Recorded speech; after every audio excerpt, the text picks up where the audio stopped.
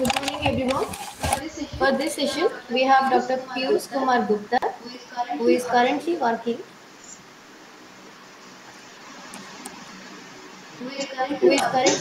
as an assistant professor in the Department of Life Sciences, Sharda University, Greater Noida.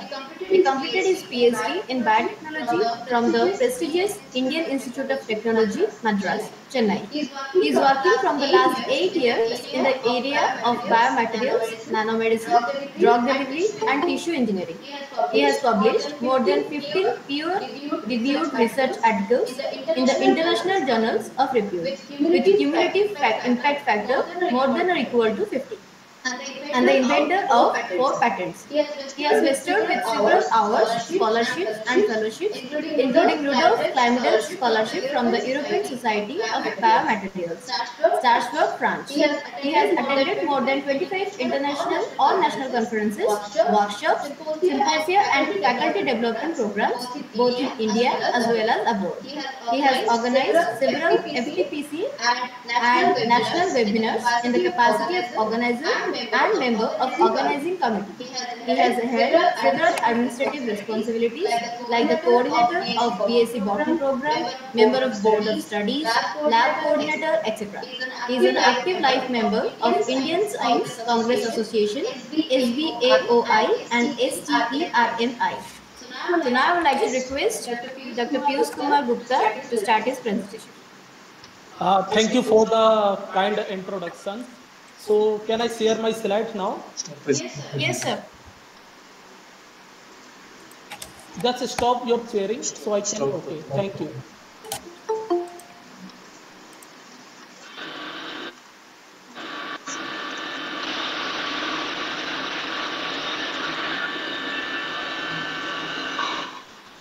I would like to request everyone, please mute your mic so I can speak easily.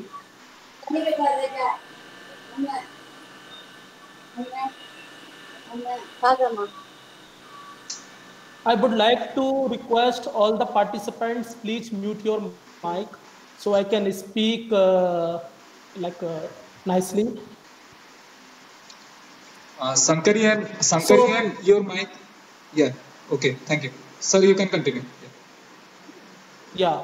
So thank you very much for the organizers for giving me an opportunity to present my research work that I am carrying out in the Sharda University and that I have previously carried out in IIT Madras. So my work is actually related to the biomaterials, drug delivery and tissue engineering.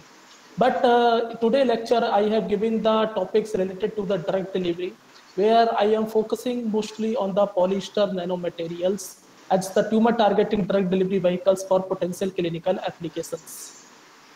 So before starting this, I just want to tell you about what is the nanomaterials and their distinctive properties. As we know, there are two types of organic. There are two types of nanomaterials. That is the organic and inorganic. In which, if we talk about the organic nanomaterials, we see about the liposomes and the polymeric nanoparticles. These organic nanomaterials has the distinctive properties like they have the high biocompatibility, high loading capacity, and poor stability. But when we talk about the inorganic nanoparticles like magnetic nanoparticles, carbon nanostructures like a carbon nanotube, gold nanoparticles, and mesoporous silicon nanoparticles, these nanomaterials are stable and researchers have used for the imaging properties. So if we talk about the magnetic nanoparticles, so we just read about the iron oxide nanoparticles, which has the magnetic control property and has the poor biodegradation. When we talk about the carbon nanostructures, so carbon nanostructures, we talk about the carbon nanotubes. In that single-walled carbon nanotube and multi-walled carbon nanotubes includes, which has the high loading capacity, poor biodegradation, but has the high stability and it has the imaging potential. Similarly, gold nanoparticles has been used for the several biomedical applications, especially the related to the imaging applications, which has the high biocompatibility and poor biodegradation. And as we can see also the mesoporous silicon nanoparticles, it has rapid clearance and it has the high loading capacity also. So these nanomaterials has been widely used for the several biomedical applications like therapeutic applications, diagnostic applications, and imaging applications. So when we talk about the polymers, because I am focusing here only the organic nanomaterials, and I will focus mostly on the polymeric related nanomaterials. So when we talk about the polymers in the biomedical applications, so we generally use two types of polymer. One is the homopolymer, second is the heteropolymer. As you can see in this diagram, homopolymer is made up of a single type of monomers, while heteropolymers is made up of different types of monomers. So when we talk about the heteropolymers, so heteropolymers can be of three different types based on the arrangement of the monomers. That can be the block copolymer, alternating copolymer, and random copolymer. In block copolymer, you can see that two different types of monomers are arranged in the block arrangement. But in the alternating copolymers, you can see the two different types of monomer arranged in the alternating arrangement. But random copolymers, we can see that the arrangement of the monomers are randomly. So these three different types of copolymer we study into the heteropolymers. Other than this, we also see the hyperbranched copolymer, which has the two different types of monomers, but it is arranged in the branched form. So all these polymers are badly used in the biomedical applications. So like previously, scientists have used badly block copolymers for the drug delivery applications and the tissue engineering applications, but very less study has been carried out related to the alternating copolymers. So in my study, I have mostly focused on the alternating copolymers, while hyperbranched copolymers also has been widely used for the biomedical applications like cancer theranostic applications. So when we talk about the polymer drug delivery vehicles, there are different types of polymer drug delivery vehicles. One is the micelle, second is the nanocapsule, third is the nanogel, fourth is the nanoparticle, and detramer. These polymer drug delivery vehicles have been widely used for the drug delivery applications. But in this case, if you see, the nanoparticles has been used in comparatively in larger extent for the drug delivery applications in comparison to the others. Also, the micelle and dendrimers also has been badly used for the drug delivery applications. But before going to the drug delivery applications, I just would like to tell you about the targeting of nanodrug carriers. So actually, there are two different types of targeting. One is the passive targeting, second is the active targeting. What is the difference between the passive targeting and active targeting? When you see in the passive targeting, there is an effect called enhanced permeability retention effect. Like there is a nano drug carriers or the macro drug carriers, they just accumulate into the tissues which has the high vascular permeability. So they accumulate due to the high vascular permeability into the tumor tissues, but they cannot stay for a longer time into the normal tissues.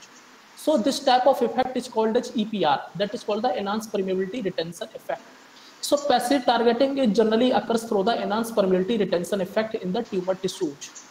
But when we talk about the active targetings, so what happens? Cancer cells express, or any cells if we are targeting, they express the overexpressed receptors. These receptors are just proteinaceous in nature, or it can be the glycoproteins also.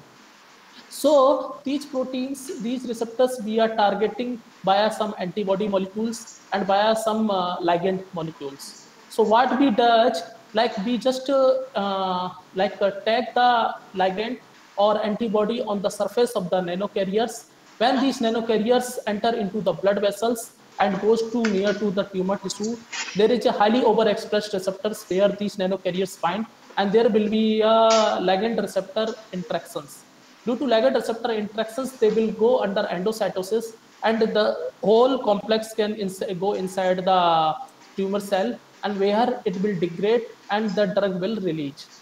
So this is called the active targeting. Why we are calling it active targeting? Because here we are using the ligand receptor interactions. But in passive targeting, we have to remember that here the targeting is through the enhanced permeability retention effect that happens into the tumor cells, because they have the high vascular permeability comparison to the normal cells.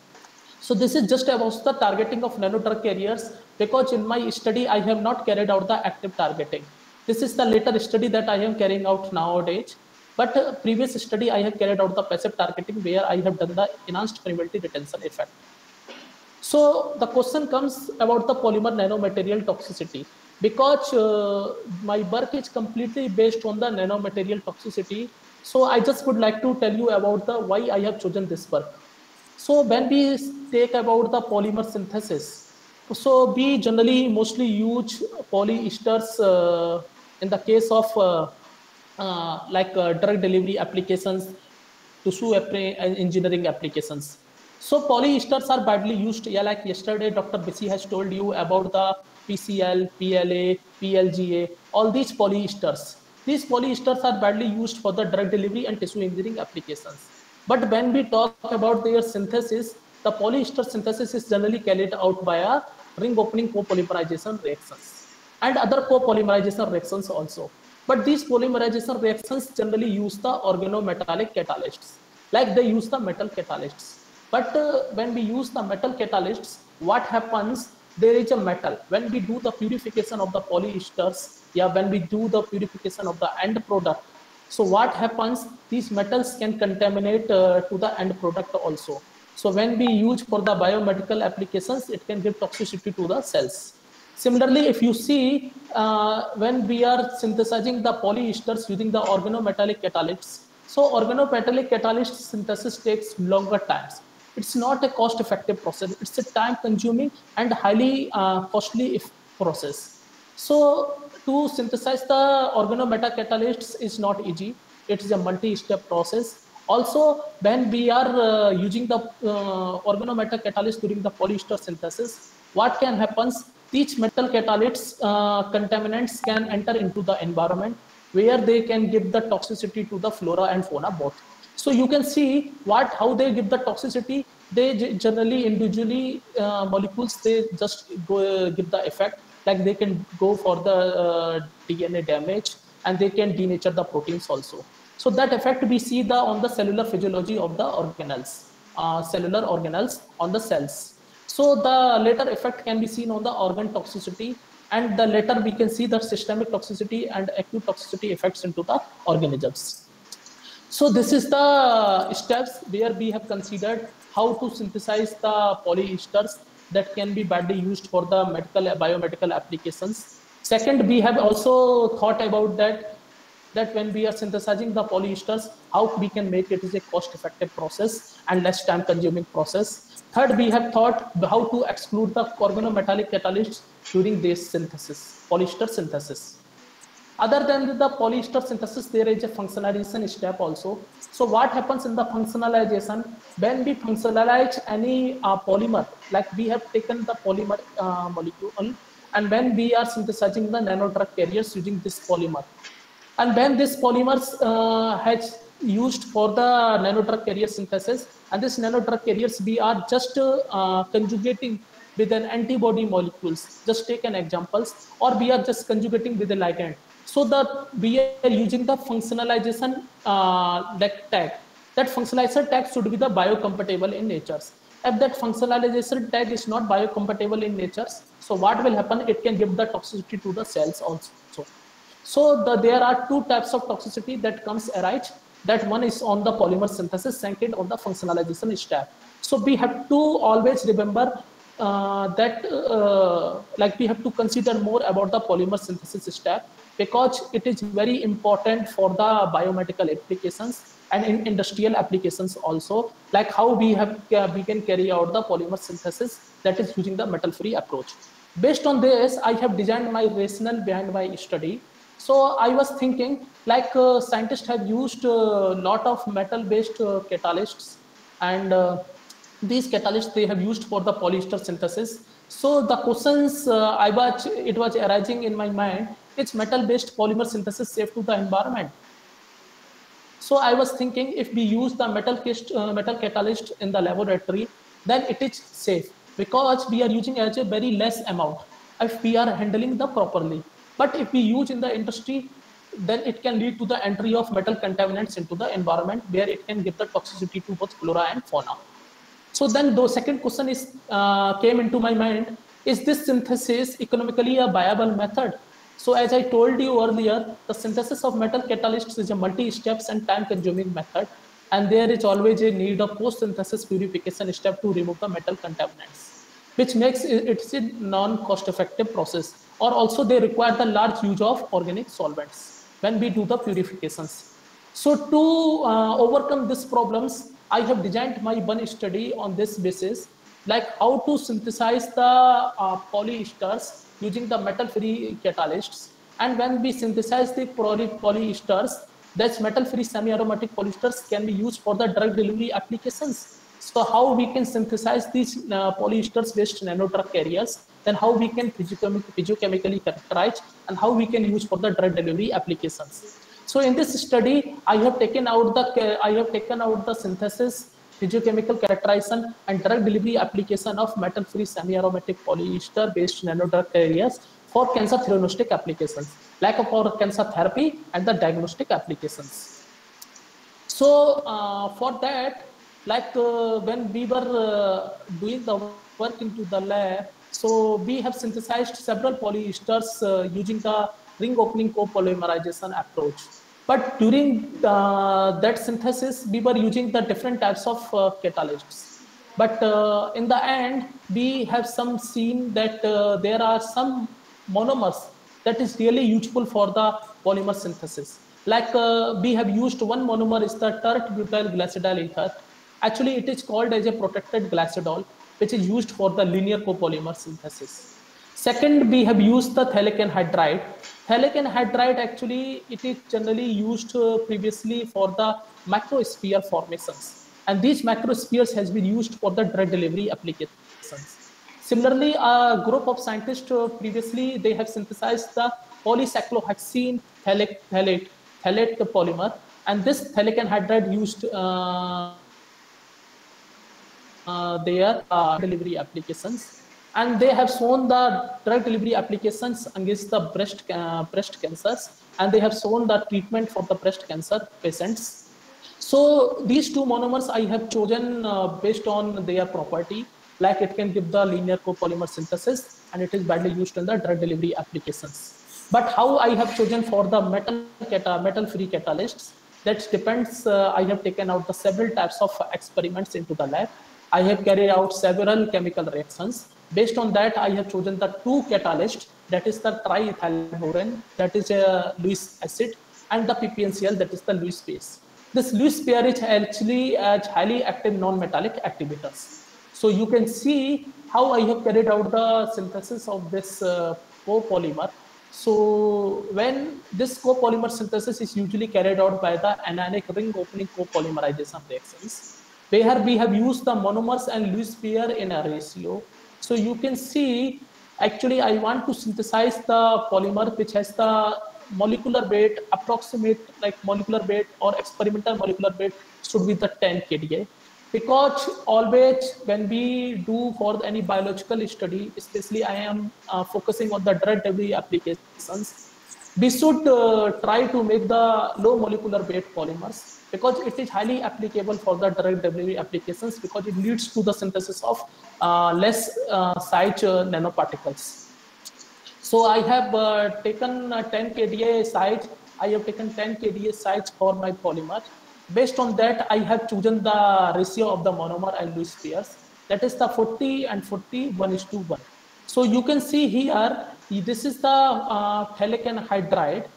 And here you can see this is a cyclic anhydride, and you can see here it is an epoxide, that is the tert-butyl glycidyl ether.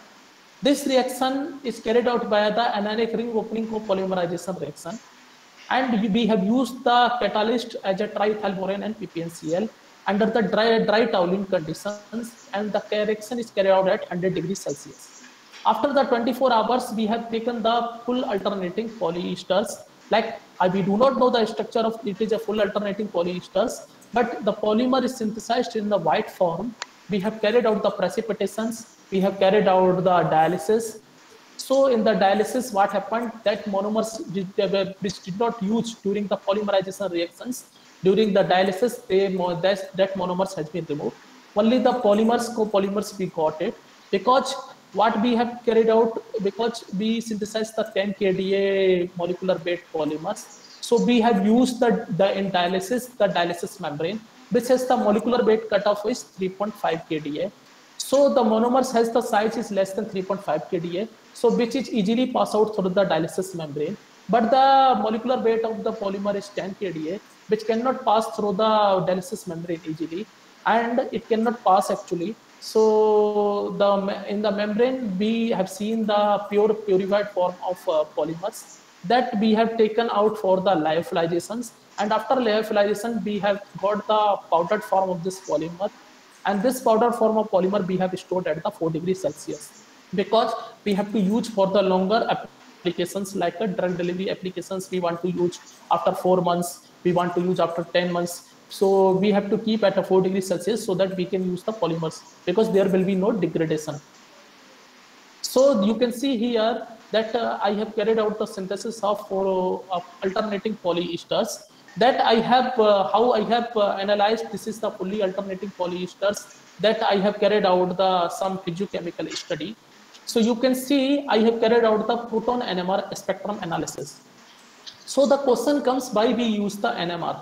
Actually, NMR is generally used to understand the structure of the macromolecules. So here we are using the polymers. We want to see the structures like 3D structures, or we want to see the 2D structures of that macromolecules, that is the polymer, using the proton NMR analysis. So you can see here, I did not get any peak between the 3.5 to 3.6 ppm.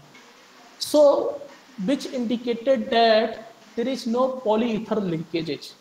So when there is no polyether linkage, so it indicates that the whole structures part we synthesized during the polymer synthesis, this polyester synthesis, it was completely alternating in structures. Also, you can see after the we are seeing the peaks of there are several peaks of, we are seeing the aromatic rings, tert-butyls, and we are seeing the other groups, we are seeing the peaks. So if you can see the peaks, this is less than 6, we are seeing the peaks for the aliphatic regions, and after the 6 ppm we are seeing the peaks for the aromatic regions. Also, we have seen the shift between the 4 to 6 ppm, which indicates that hydrogen which is bound to the alpha carbon of the ester of the epoxide units, that is attached to the aromatic ring. So based on proton NMR analysis, we have just found out that this polyester is alternating in structures, because there is no polyether linkages, which means there is no TBG diodes, and it also indicates that this polyesters has fully alternating in structures. But we want to see the regioselectivity. For that, we have taken out the carbon-13 NMR spectrum analysis that I have not shown here, which shown the 2 carbonyl peaks at 166 ppm and 167 ppm, and also it has shown to the head-to-tail junctions, which indicates that the polymers has the good regioselectivity, because we were seeing the peaks only for the methane carbon regions. We are seeing only one single peak for the methane carbon region. We were not seeing any other peak. But when you have studied that this polymer has alternating and structures, we want to verify also. So in the later slides, I have shown that it is alternating in structure or not. I have shown a data related to the Multi-TOF spectrum. This spectroscopy has been used to analyze the structure of a polymer or a macromolecule. But before going to that, I have just calculated the molecular weight of this polymer using the gel permeation chromatography. Gel permeation chromatography, where what we do, we calculate the experimental molecular weight of a polymer or a macromolecules.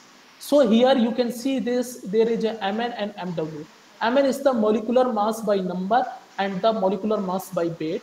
And here you can see the molecular weight distribution, which is the Mw upon Mn. As we were expecting that the theoretical value of this polymer should be the 10.56 kDa, but when we calculated the experimental molecular weight, so it was found is 9.28 kDa. I have not seen here but diagrams that we obtained into the GPC chromatogram.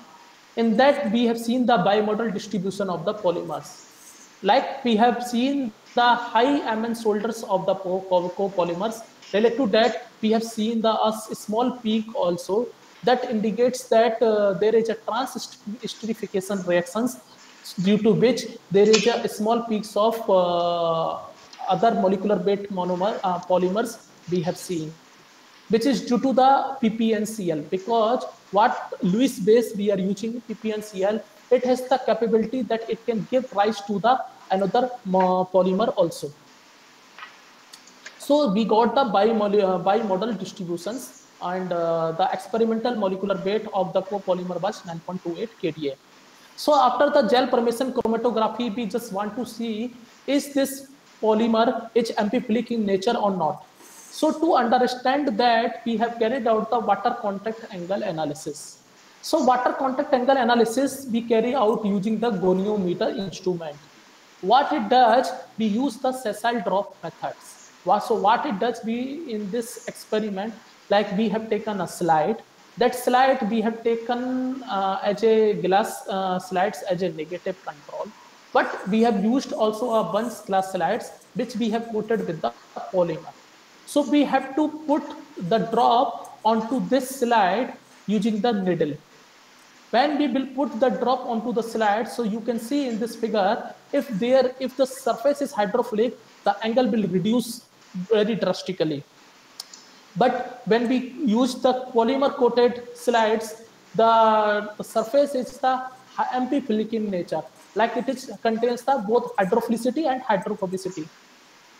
So the angle you can see it is higher in comparison to the negative controls, which indicates that if the angle is more than 115 degree, then it is a super hydrophobicity.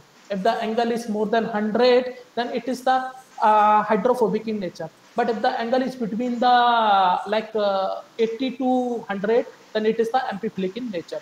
So we got the angle around the 86 degree. So which indicated that our copolymer is amphiphilic in nature, which we can use for the drug delivery and biomedical applications. So as I have previously told you in the proton NMR spectral analysis, that we have got the alternating structure of this copolymers. So we just verify this point using the multi-TOF mass spectrometry analysis.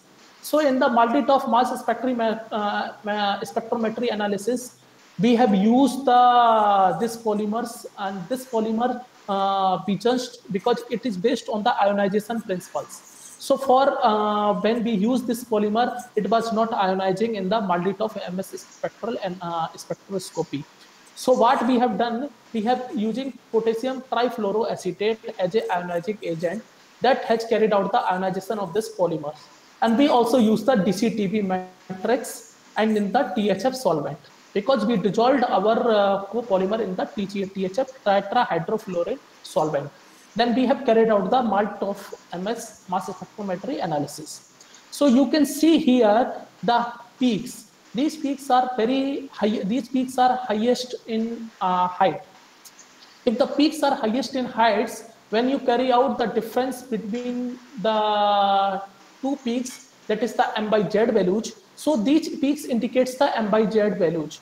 When we see the difference in the M by Z values between the two highest peaks, which was found, it's actually 279.94, 276.86. When we found this M by Z value and we just compared with the co-molecular, total molecular mass of the both monomers, when we combine this molecular mass of the phthalic anhydride with the third-butyl glycidyl ether, so it is just coming near to the co-molecular mass, co-molecular weight, we can say, of this polymer, and which indicated that this polymer has the fully alternating in structures, because we did not see small peaks into the whole MS spectrum.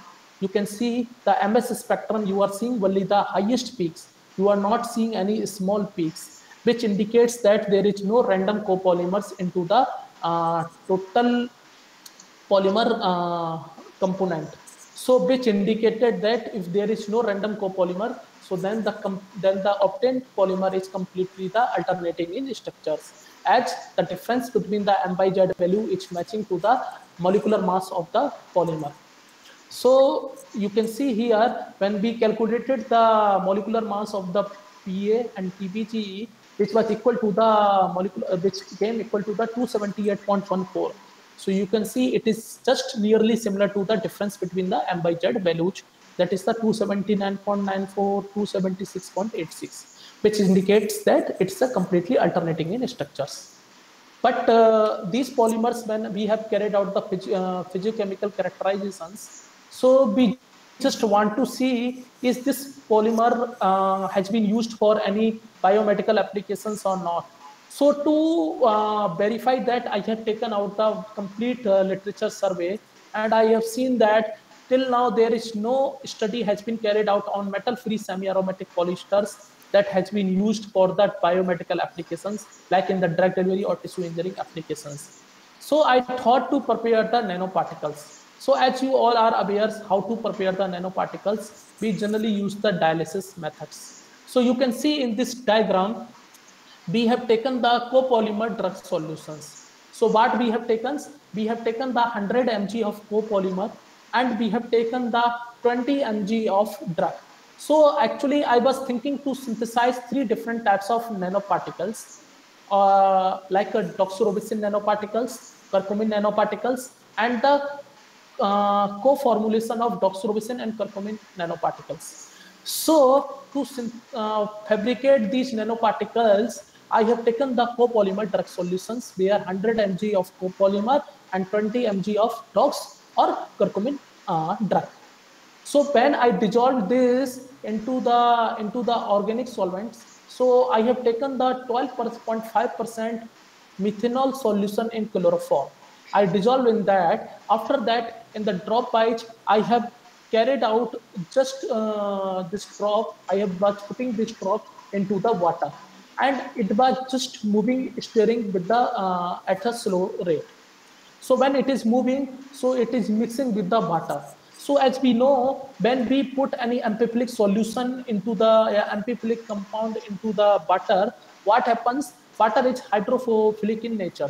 So what it will do, the hydrophilic part will come outside and hydrophobic part will go inside. So due to which what will happen, there will be a structure will forms where the hydrophilic portion will be outside and hydrophobic portion will be the inside. So what happened later then, we saw the synthesis of nanoparticles. The synthesis of nanoparticles, how we have seen, there is a suspension, there is a colloidal suspension formed. In that colloidal suspension, we can see the color of the solutions that after putting into the water completely changed, like it has becomes colloidal solution. And we have carried out the probe sonication also. Why it is important here? Because when the nanoparticles synthesize, they have the tendency to agglomerate. So when they will agglomerate, what will happen? They will make the large particle size. So to prevent this, I have carried out the probe sonications, and then that leads to the nanoparticles into the monodisperse conditions. Because when the nanoparticles are agglomerating, then it is called the polydisperse conditions. When I have taken the probe sonications, I have lead to the monodisperse conditions, because nanoparticles are not agglomerating with each other. So you can see that probes, like frequency, I have taken onto the 30 hertz. At that, I have taken out on the ice bath. So when the nanoparticles formed, just I want to remove those nanoparticles. Those are not containing the drugs, and the drugs that are free forms, that is also not encapsulated into the nanoparticles. So to remove the blank nanoparticles or to remove the free drug, I have carried out the dialysis method. So actually this is the whole method which is called as a dialysis method. So nanoparticle preparation we can prepare via the dialysis method also, or there is a solvent evaporation method also. But in the solvent evaporation also, when solvent will evaporate, you have to take these nanoparticles, you have to do the ultracentrifugation also. So before this, when I have taken out I have carried out the dialysis method. So in dialysis methods, when I have taken the nanoparticles into the dialysis bag, so that bag has the molecular weight cutoff of 3.5 kDa. So this dialysis tubing also has cutoff 3.5 kDa, and the nanoparticles molecular weight, when we calculated, this was approximately 10 kDa. That is the 9.2 kDa. So these nanoparticles, which is encapsulated with the drugs, that will not come out outside. Only the free drugs or those nanoparticles that is not that is blank, that will come out from the dialysis bag outside. So you can see when the dialysis was happening, so the free drug came out outside, that has not encapsulated, and the color of the solution changed. So after the complete 3 days dialysis and the 6 hours interval, the changes of the water, the final form of the nanoparticles I have carried out, and this I have taken the ultracentrifugations. And ultracentrifugations, what happened? The particles, those has the higher size, that has just settled into the base, and the nanoparticles versus the less size that comes onto the top of the solutions. That solution I have taken into the blank tube, and in that tube, after taking that tube, I have kept for the lyophilization. And after the lyophilization, I got the powder form of the pure nanoparticles. So with this method, I have carried out the synthesis of DOX nanoparticles, where the doxorubicin and copolymer ratio is the 5:1.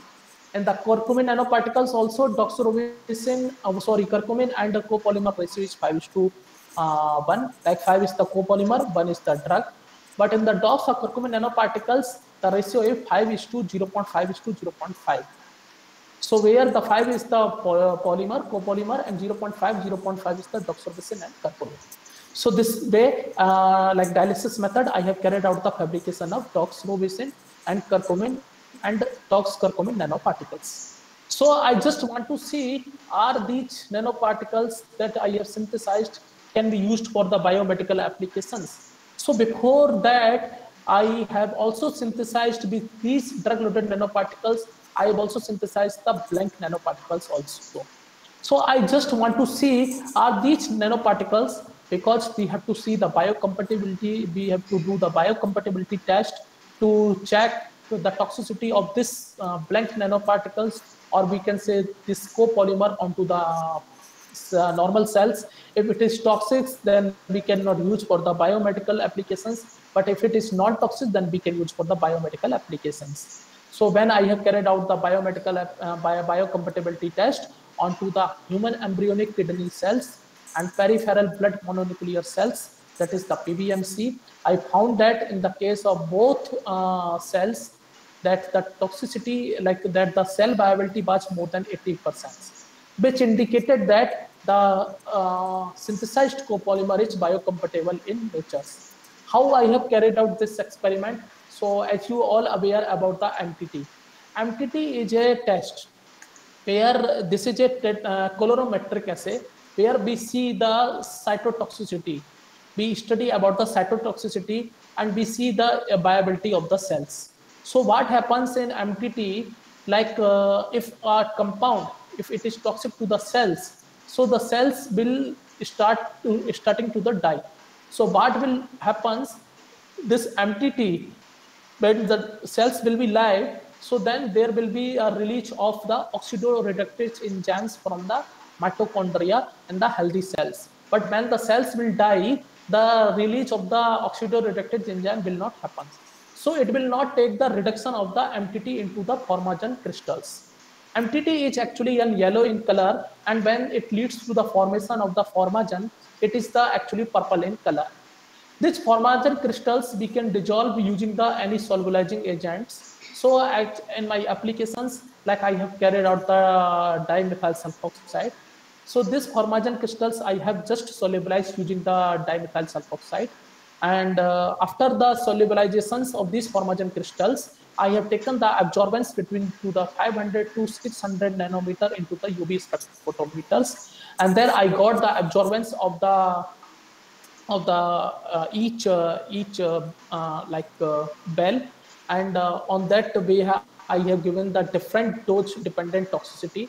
So you can see in this diagram, I have used the blank nanoparticles on dose dependent basis, where I have given the different dosage. And this experiment I have carried out for the 24 hours. And I have seen that on that there is no toxicity onto the normal cells. As I have shown you, I have told you earlier that viability of the cells was more than 80%. So the biocompatibility test I have carried using the MTT assay. Then I want to see, is this nanoparticles that copolymer can be used for the drug delivery application or not? Because when we use any copolymer or any molecules in the drug delivery application, it should be degradable in nature. Because when it will degrade, then the drug will release in a sustained manner. If it will not degrade, so what will happen? Drug will not release, and we cannot see the effect of the drug on the cells. Like we cannot see the proper effect of the drugs effect onto the cells.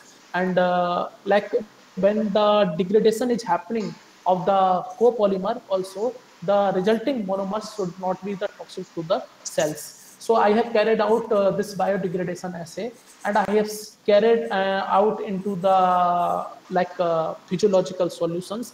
Because in our body, if we talk about the physiological solution, in our body, the pH of our blood and pH of our we are talking about the solution, it's 7.2, and it's just a phosphate buffered saline. So to mimic the physiological solution of our body, I have synthesized the PBS of 0.01 molar. And in that I have just suspended the nanoparticles, blank nanoparticles, and I have sonicated it and kept for the 30 days incubation at 37 degrees Celsius. And I have seen that there is a decrease in the size of the average particle size of the nanoparticles. So and there is a decrease in the zeta potential also. So actually here we calculated the average hydrodynamic diameter of the nanoparticles and the average zeta potential using an instrument called the Zeta Sizer NanoJetus instrument. These instruments generally calculate the average hydrodynamic diameter of the nanoparticles and zeta potential both.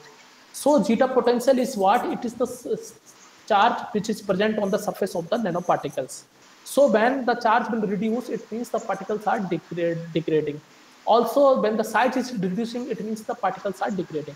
So when we have plotted this graph after taking the values, we found that this copolymer what we have used, it is the biodegradable in nature, and that can be used for the drug delivery applications. But before going for the any intra-drug administration application, in vitro drug administration applications. So clinically, if we want to use this copolymers, so we have carried out the hemocompatibility test. So you can see in this diagrams, like I have carried out the different, I have taken the different weight of the blank copolymeric nanoparticles, like a 10 mg, 5 mg, 2.5 mg, 1.25 mg. Also, I have taken as a positive control and negative control. So the question comes that what is the positive control and the negative control is during this experiment. Actually, here the positive control is the distilled water and the negative control is the PBS solution. Because when you will put the RBC into the distilled water, so due to the osmotic pressure, the RBC will burst and the hemoglobin will come out. But when you will keep into the PBS solution, so it is an isotonic solution related to the RBC concentration, the intracellular concentration. So there will be no osmotic pressure inside the RBC and it will not burst. So you can see that there is a red color into the positive control, but there is no color into the negative control. When we kept this polymeric nanoparticles and incubated with this RBC for 4 hours, we have seen there is no color change into the after the incubations. But there is a very little less color change when we goes for the higher concentration. When I plotted, I have taken the absorbance of this of each solution using the spectrophotometers on the at which the hemoglobin absorbs the light. So that I want to calculate how much hemolysis we are seeing. So when we plotted the graph, we have seen that when we are increasing with the concentration of the blank nanoparticles, the hemolysis is increasing. And we found that at 10 mg concentration, the hemolysis is 10%.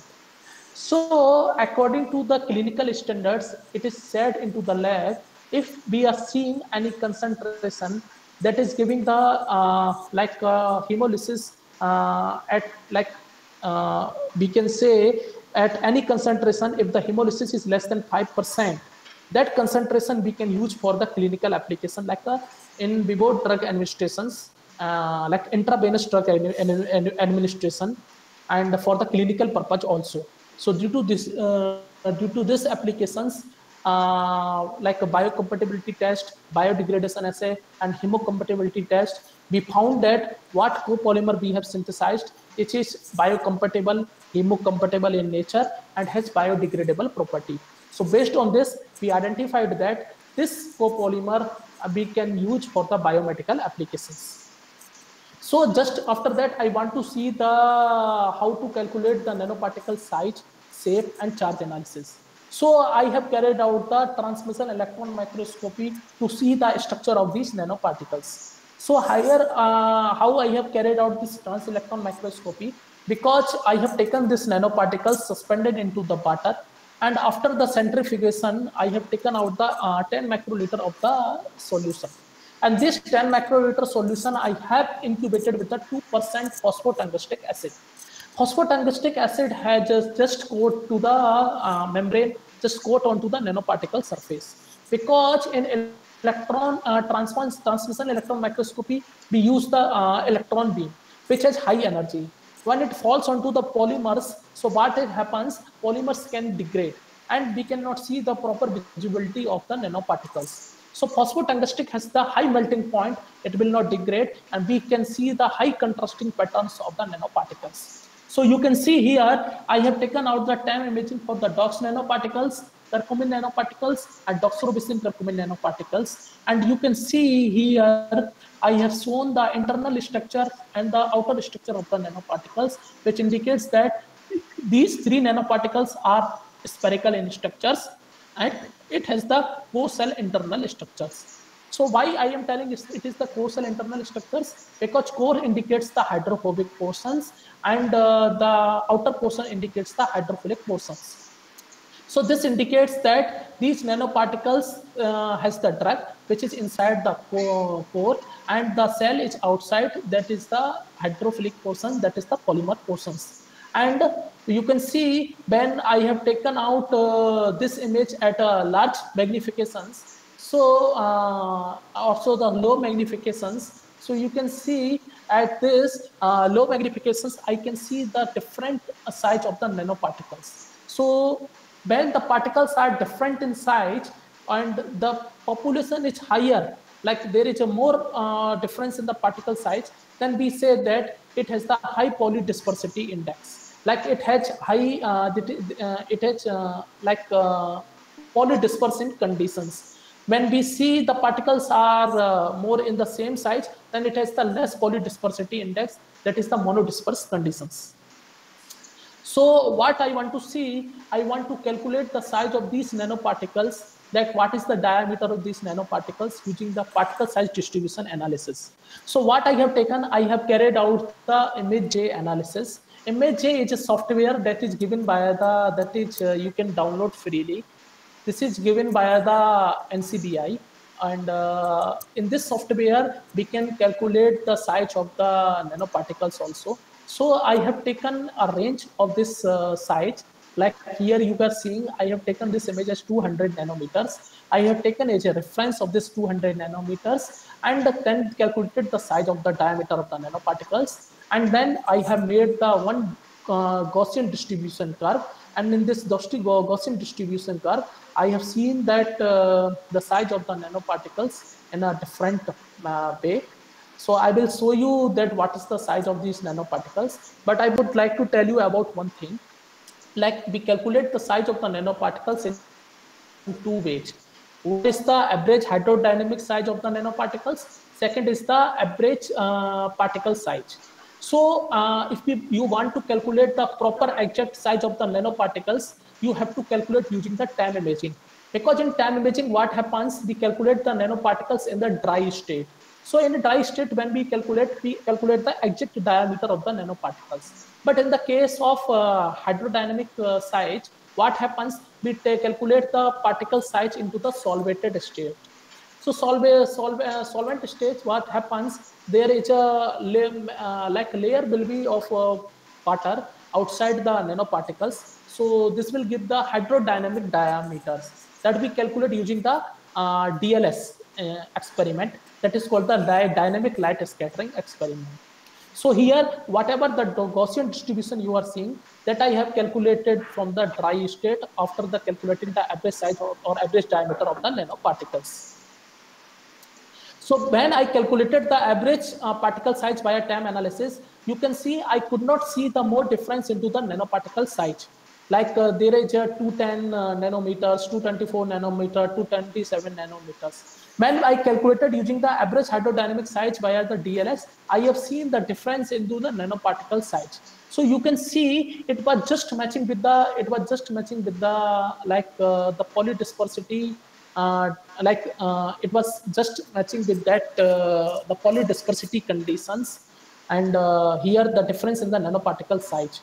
So actually it is due to one reason, because in average particle size I have chosen those nanoparticles, I have chosen only the 100 nanoparticles at a time, and those nanoparticles looks almost similar. But in the average hydrodynamic size, I have not taken that the selection of 100 nanoparticles. It has taken the all nanoparticles present into the solvated states. So it is giving the high range or changes into the average hydrodynamic size. When I calculate also using the Zetasizr Nano ZS instrument, I found that there was the negative charge present, total negative charge present on the nanoparticle surface, which indicated that these nanoparticles are negatively charged. And why this has negative charge? Because when we use the anionic material in this, which has the negative charge, that's why these nanoparticles were getting the negative charge on their surface. Also, I calculated the polydispersity index. So you can see in the Dox curcumin nanoparticles, the polydispersity index is 0.853 comparison to the Dox nanoparticles. It indicates that the polydispersed condition is higher into the Dox nanoparticles compared to the single dark loaded nanoparticles. So this is all about the shape, size, and charge analysis. Like I want to just see that I want to study the property of these nanoparticles via different instruments. So one of the instruments I have used the powder XRD. Powder XRD generally we use for to see the crystal conversion of the drug.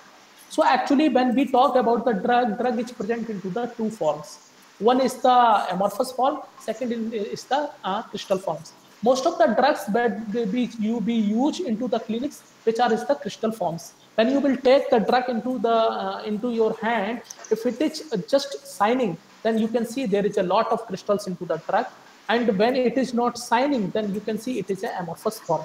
But polymer is mostly in the amorphous form. So to see the crystallinity of the drug, we use the powder XRD here. So here you can see when there is a crystallinity in the drug, it will give the sharp peaks because it will give the diffraction of the X-rays. So you can see in the curcumin and doxorubicin free form, you are seeing the peaks of the diffraction patterns. But when I have taken the blank nanoparticles, I am not seeing any single peaks into the case of blank nanoparticles, which indicates that these nanoparticles are amorphous in nature, and these free drugs are crystal in nature. But when we encapsulated these drugs into the nanoparticles like Dox nanoparticles, curcumin nanoparticles, Dox curcumin nanoparticles, you can see that we are getting we are not getting any peak into the drug-loaded nanoparticles, which indicates that the drug is completely encapsulated inside the nanoparticles. Second, there is no drugs present onto the surface except curcumin. The curcumin is very less present onto the surface, and that we can remove after the washing. and the complete drug has been encapsulated inside the drug-loaded nanoparticles, and also the pH of the drug has been changed from crystal to the amorphous form. So powder XRD can be used just to investigate about the crystallinity of the drug.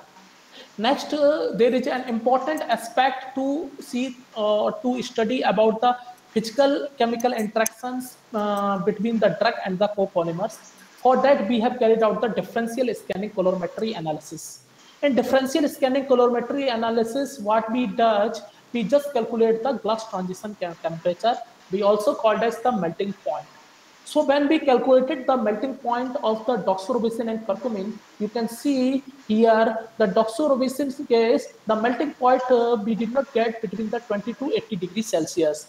The melting point batch, I have taken the study from the other papers, and I have seen that the melting point or glass transition temperature of the doxorubicin is 217 degrees Celsius. While in the case of curcumin, it was the 85.43 degrees Celsius. But when I carried out the calculated the glass transition temperature of the blank copolymeric nanoparticles, I have seen a broadened peak into the endothermic peak, and this actually this is an endothermic peak, and this broadened peak has the glass transition temperature is 56.62 degrees Celsius. But this was very interesting that when we calculated the glass transition temperature of the DOX nanoparticles, curcumin nanoparticles, and DOX curcumin nanoparticles, we found that the glass transition temperature, there was no much more difference between all these three nanoparticles. It was approximately 64.62 degrees Celsius, 60.86 degrees Celsius, and 62.31 degrees Celsius. When we compared with this blank nanoparticles, we found that there is no much more difference in the glass transition temperature, which indicated that there is no chemical interaction between the polymer and the drug. And the drug, it is completely converted into the amorphous form after encapsulation into the nanoparticles. Because you are seeing when drug is encapsulated into the nanoparticles, so in the free form, we are seeing the glass transition temperature is 217 degrees Celsius in case of doxorubicin.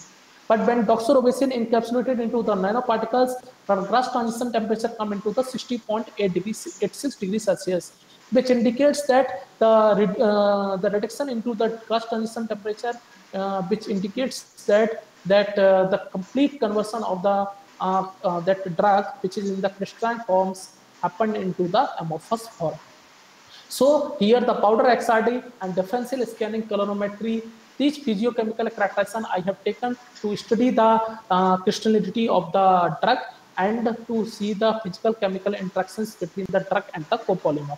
Also, other than this, I have taken the thermogravimetric analysis. That data I have not shown here, which I have seen that the copolymer is highly thermostable in nature, and we can keep for a longer times. These nanoparticles we can keep for a longer times because there is no complete degradations, and after keeping for the longer times, we can use for the drug delivery and tissue engineering applications later. So after that, I just want to see I want to study the drug encapsulation study and in vitro drug release kinetic study. So how I have carried out the drug encapsulation study. So like I have told you, I have made the doxorubicin nanoparticles, curcumin nanoparticles, and the co-encapsulation of doxorubicin and curcumin into the nanoparticles. So what I have taken, I have used in the case of doxorubicin, I have used the fluorescence spectroscopy, but in the case of curcumin, I have used the UV spectroscopy. Also, I have carried out the UV spectroscopy in case of both drug also. So when I calculated the doxorubicin concentration per mg of nanoparticles, which was found the 137 microgram. But in the case of curcumin, the encapsulation of curcumin was found 210 microgram per mg of nanoparticles. Why it is? Because here what we have done, when we use the doxorubicin, this doxorubicin, if we buy from the market, it comes into the hydrochloride form. I have carried out the conversion of this doxorubicin hydrochloride into the basic form. But during the conversion, I have seen that the completely acidic form of the doxorubicin did not change into the basic form. So due to which I have not seen the high encapsulation of doxorubicin into the case of DOX nanoparticles comparison to the curcumin nanoparticles. Because curcumin is highly hydrophobic in nature, because it is a polyphenolic compounds, and this has very wider pharmacological activities. Scientists have used for the anti-tumor applications and anti-cancerous activity, anti-inflammatory activity, antibacterial activity, antifungal activity. And doxorubicin has been widely used for the anti-tumor, like anti-cancerous applications. So as curcumin has high hydrophobicity, that's why we are seeing the high encapsulation efficiency, that is the 94% into the case of curcumin nanoparticles. But in the case of doxorubicin nanoparticles, we are seeing the 67% encapsulation efficiency, which is just that the doxorubicin is not completely converted into the basic form. But in the case of doxcurcumin nanoparticles, you can see when there is a competition between the hydrocurcumin and doxorubicin binding, the curcumin binding is more in comparison to the doxorubicin. That's why in the case of curcumin, we see the 23% encapsulation efficiency, comparison to the doxorubicin has only the 47% encapsulation efficiency. Based on this drug loading capacity, I calculated the drug loading efficiency also. So this you can correlate it with the drug loading concentrations, that in the case of the DOX nanoparticles, it was 13.70%, but in the case of curcumin, it was 21%. But in the case of DOX or curcumin nanoparticles, it was 10% for the doxorubicin and 20% for the doxorubicin. Also, when these nanoparticles I have converted into the powder form, I have taken the yield also. So I have got the better yield in the case of DOX nanoparticles, which is the 81%. But in the case of curcumin nanoparticles, it was the 74%. And in the case of DOX curcumin nanoparticles, it was the 77%. So all these values are correlated with each other, because we calculate the encapsulation efficiency, drug loading efficiency, that is the loading content and yield, using the same formula. Not same formula, we are using the different formulas, but the inputs we are giving, which is almost similar.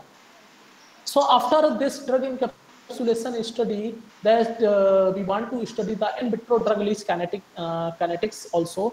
So for that, I have what I have done, I have used the DOX nanoparticles or doxorubicin curcumin nanoparticles in my first study, and I want to see the how much cumulative percentage of doxorubicin released in 168 hours.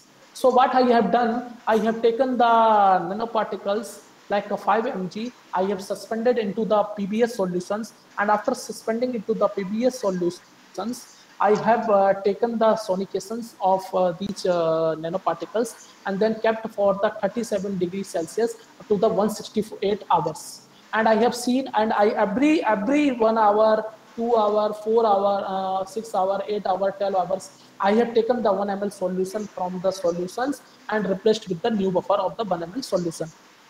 And these solutions I have just centrifuged, and the drug is present onto the top. And that drug I have taken, that solution I have taken for the absorbance into the UV spectrophotometer.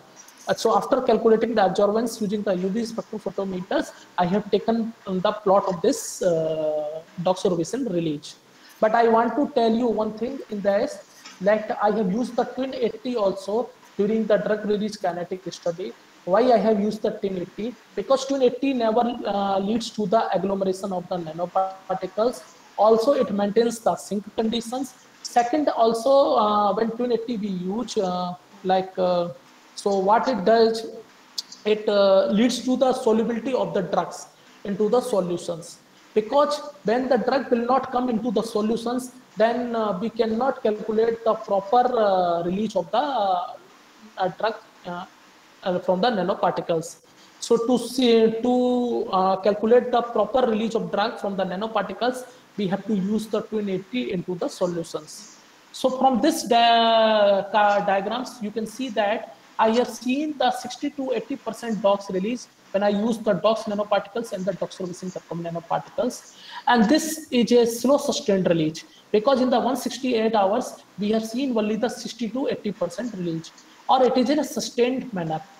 So, but I have to tell you one thing is that I am not seeing any burst release, because if I have seen the graph, that is the sudden in the 2 hours, the release is happening in the sudden very fast, and after that it comes to the constant to the time, then it indicates that there is a burst release, and after that there is a controlled release. But in the case of my nanoparticles, I have seen that there is no initial burst release, only is the sustained release, and it is a slow in nature. So I want to see that this drug release mechanisms is best fitting with the which models. So I have taken out the drug release kinetic modelings using the zero order kinetics, first order kinetics, PPAS model, and Higuchi model. After calculation, I found that the PPAS is the best fitting models for the drug release mechanisms, and which indicated that my drug is releasing in the form of anomalous transport. So similarly, like we have carried out for the doxorubicin, we have carried out the experiment into the case of curcumin also. But you can see here the release of curcumin in case of curcumin nanoparticles and doxcurcumin nanoparticles is lesser in comparison to the dox release. As I told you in the previous slides, why it is happening? Because the core of the nanoparticles is the hydrophobic in nature. And what we are encapsulating? Curcumin. Curcumin also has the high hydrophobic phobicity. So when hydrophobic natures will interact with each other, like when the curcumin will interact with the core, there will be high hydrophobicity.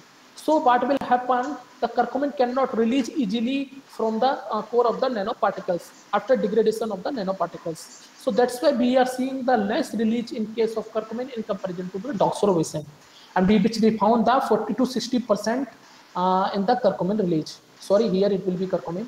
And we found that slow as sustained behavior.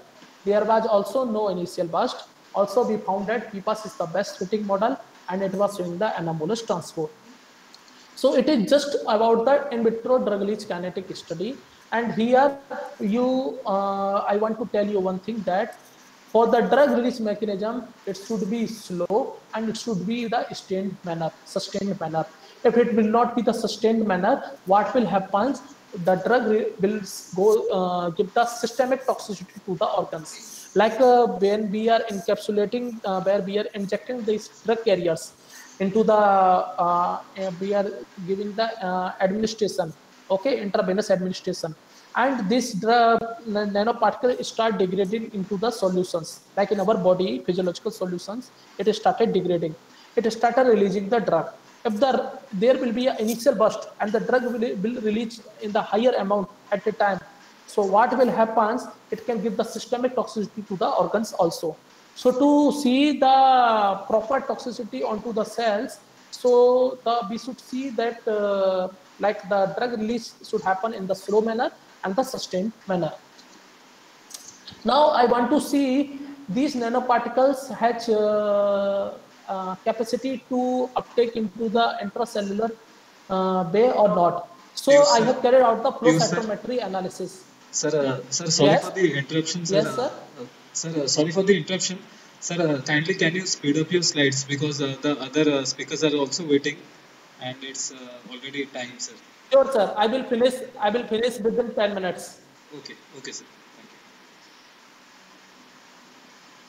you. Okay.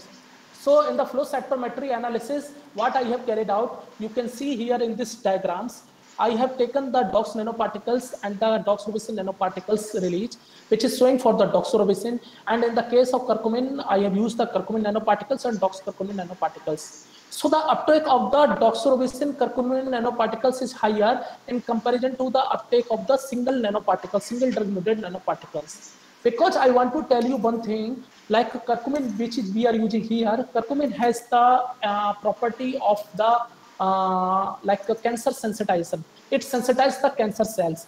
How it sensitizes? It blocks the P glycoproteins. When it will block the P glycoproteins, so the doxorubicin, which is coming inside with the nanoparticles, so that will not come out to the nanoparticles to the cells outside. So what will happen when the doxorubicin will not come out from the cells outside? So the accumulation of doxorubicin and curcumin will increase inside the nanoparticles. That's why in the case of dox or curcumin nanoparticles, we are seeing the higher uptake in comparison to the single truncated nanoparticles. Same experiment I want to replicate with to the fluorescence microscopy.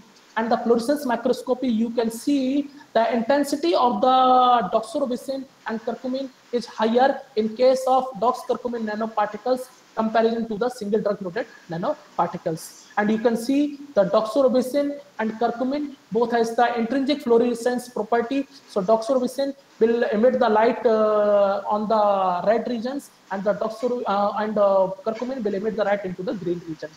And this nucleus we have stained with the host. So in this, you can see there is a intracellular uptake of the nanoparticles, where the dox nanoparticles, curcumin nanoparticles, and doxcurcumin nanoparticles, all three are going into the cells, and their doxorubicin is binding to the nucleus, and curcumin is also binding to the nucleus, and it is present into the intracellular cytosol. So after the intracellular drug uptake study, I want to see these nanoparticles. We can use, we can see the toxicity on the human breast epithelial cells, and I found that these nanoparticles are not toxic to the human breast epithelial cells. Only the drug has the toxicity. Like when 3-doxorubicin, when we have seen 3-doxorubicin was seeing the toxicity to the cells, because it has the side effects. Like if we use the doxorubicin into the clinics, but when we use the curcumin has no side effects if we are using also on the higher concentration. So from this experiment, we concluded that these doxorubicin nanoparticles, curcumin nanoparticles, and doxcurcumin nanoparticles has no toxicity onto the human breast epithelial cells, which we can use for the cancer therapeutic applications. So I just want to see, I want to tell you about the anti-cancerous activity, because in my study, I have taken the anti-cancerous activity on the 2D cancer models, also in the 3D cancer models. So I have shown you one diagram here. Actually, I have developed the tumor spheroids, you can see in this diagram. But this data I have not shown into these slides, but I have shown the data on the 2D cell layer of the cancer cells. And you can see here, this study, I have taken the cell cytotoxicity study, or either we can say the cell viability study on the pancreatic cell cancer.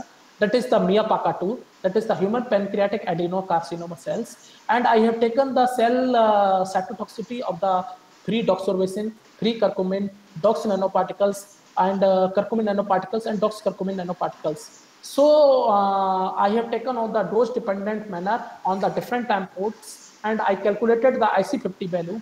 IC50 value is that at which concentration the cells, half population of the cells die. So I calculated the IC50 value at 24 hours. You can see here the IC50 value. Lesser the highest, there is a point is that if there is a lesser IC50 value, that will show the higher toxicity in the given time point. So you can see in the case of co-delivery of dox or curcumin nanoparticles, we are seeing the lesser IC50 values, which indicates that it has the high toxicity in comparison to the other nanoparticles, single drug loaded nanoparticles, and the free drug. Same experiments I want to replicate with on different cancers, because in single cancers we cannot carry out these experiments. So I have carried out onto the lung cancer, brain cancer, and breast cancer, and I found that in the case of MCF7, IMR32, A549, the IC50 value is lesser in case of co-delivery of dox and curcumin in comparison to the single drug loaded nanoparticles. So for this study, I just want to, with this study, I just want to validate this data with the colony forming unit assay. So what I have done, because cancer cells has the property to make the colony. When the cancer cells proliferate, it makes the colony. So the similar IC50 values I have taken, and I have taken the different concentrations like 1/2 IC50 value, 1/4 IC50 value, and IC50 value. These three different concentrations I have tested onto the cancer's colonies, and I have seen that in case of doxorubicin curcumin nanoparticles, like a co-delivery of doxorubicin curcumin, at lesser IC50 value, the colony number is lesser in comparison to the other single drug-loaded nanoparticles. Also, I want to study how these cells are dying, these cancer cells are dying. So I have taken out the apoptosis study, where I have carried out the annexin, FITC, and PI assay. So you can see here in the case of doxorubicin and curcumin nanoparticles, you are seeing the late apoptosis it's around 81.9%, 595% in comparison to the single drug-loaded nanoparticles. So I have plotted this diagram as a histogram, and you can see in the case of doxcurcumin nanoparticles, when we have taken out the co-delivery of both drugs, the late apoptosis is higher in case of doxcurcumin nanoparticles comparison to the single drug-loaded nanoparticles and the free form of the drug, which indicates that co-delivery of both doxorubicin and curcumin is validating our data related to the cell viability and colony forming unit assay also. Then we want to see how the apoptosis is happening. So to carry out this study, we have taken the mitochondrial membrane potential assay. In mitochondrial membrane potential assay, what happens, like there is a two pathway of apoptosis. One is the intrinsic pathway, one is the extrinsic pathway. I will not talk about the extrinsic pathway, but I will talk about the intrinsic pathway. What happens, the cytochrome C release from the mitochondria. So in the mitochondrial membrane potential happens when cytochrome C will release, there will be the depolarization of the membranes. So we just want to see if the cells are undergoing apoptosis or the cells are undergoing programmed cell death, the cytochrome C will release and there will be the depolarization of the mitochondrial membrane. So to study that potential, to study that depolarization, we have used the JC1 staining. JC1 is a dye we have carried out to study the mitochondrial membrane potential. So you can see in the case of doxorubicin curcumin nanoparticles, the membrane potential depolarization changes the membrane potential is 46.9% comparison to the other tested samples like other free drugs and the single drug loaded nanoparticles, which indicates that the co-delivery of both drugs leads to the higher change in the membrane potentials, which indicates that it leads to the higher apoptosis. That way we have seen the late apoptosis in case of co-delivery of both drugs is higher comparison to the single drug loaded nanoforms. So you can see the same the data I have plotted into the histograms, and you can see the higher change in the membrane potential in case of doxcurcumin nanoparticles. Next, I want to study about the intracellular ROS assay, because what happens in the ROS that there is a reactive oxygen species forms when we gives the treatment to the cells when with any drugs. Because doxorubicin also induce the ROS, and also curcumin is a high inducer of the ROS, reactive oxygen species. So when the ROS will like generate, so we study with using the DCFHDA dye. So in DCFHDA dye, what happens? It oxidizes this dye, like ROS oxidizes this dye into the DCF, dichlorofluorocene. So this dichlorofluorocene gives the green colors, and we calculate using this green colors we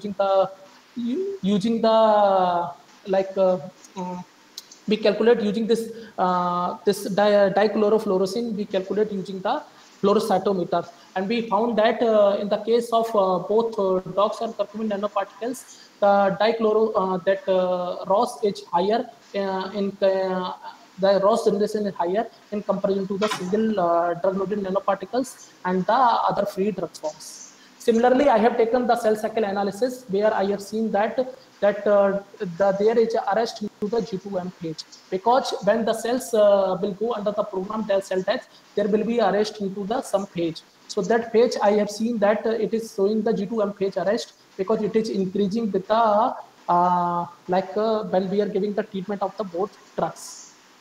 So it indicates that the cells are undergoing apoptosis and the cell death is happening due to the G2M cell arrest, which leads to the cells into the apoptosis, and there is a change in the mitochondrial potentials, and there is an increase of the ROS.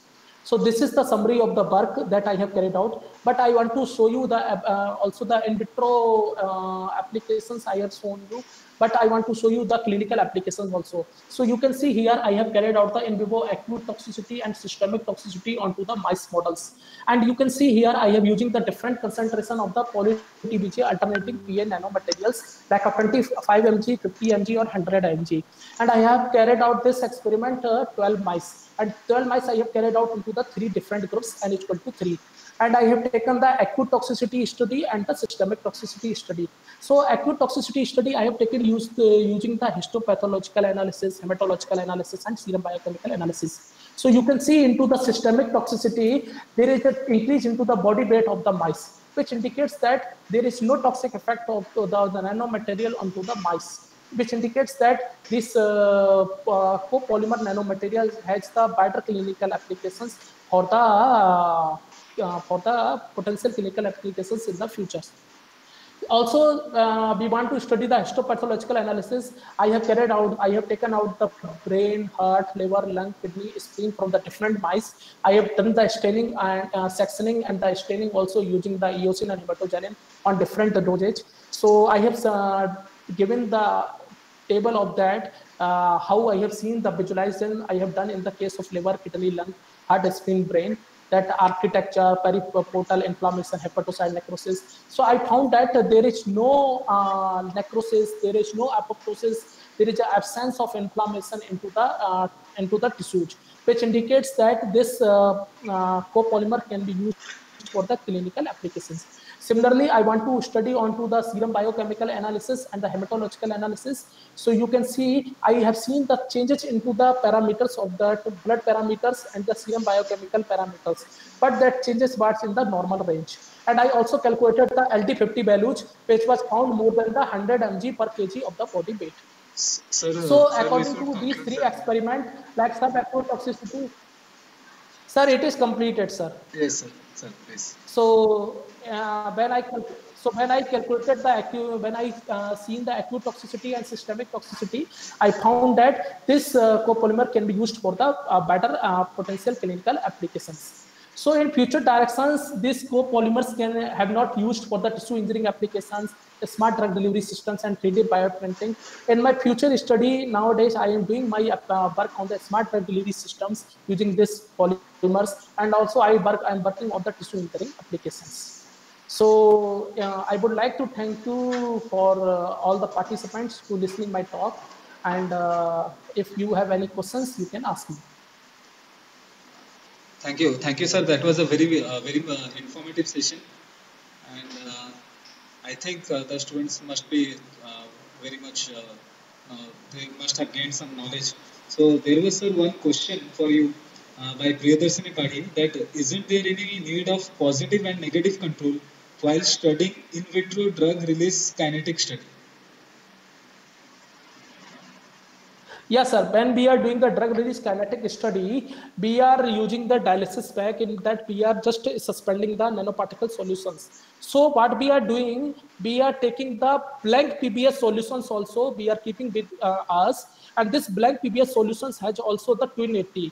So whenever we are going to take the UV absorbance readings, we have to take first the blank absorbance value, then we have to take the that drug solutions value. Then we can calculate the proper like patterns of the drug release. Otherwise, if we are not taking the blank readings, so we cannot get the proper release of the drugs. So it is important. So I have taken the negative control. I have not taken the positive controls, because negative control was more important. Now you can disconnect. Means you can stop presenting your slides. Yeah, I have disconnected. Thank you very much, organizers, for giving me a chance to present my work into this conference. I thank to the Pratyush sir also. Thank you very much, sir.